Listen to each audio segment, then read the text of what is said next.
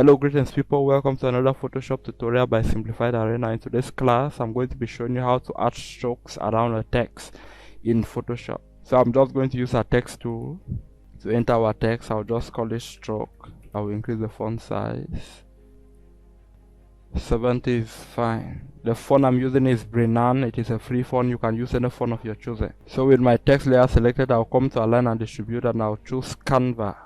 Then I'll align our text to the horizontal and the vertical center on the canvas. Okay, with our text layer selected, I'll double click on the right side like this.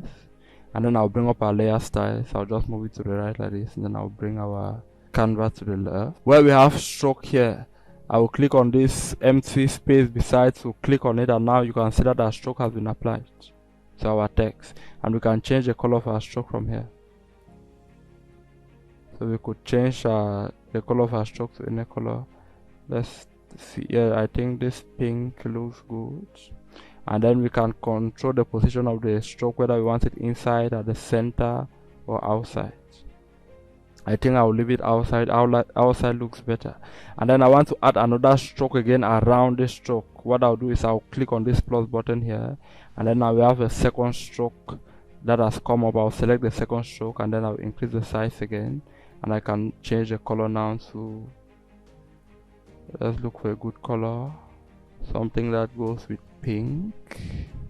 Okay, I think that is fine. Then I reduce the size of the stroke to make it look like this. And then I'll select this our initial stroke and I'll reduce the width a bit. Let's just set the size of our initial stroke to 16. And we can keep adding.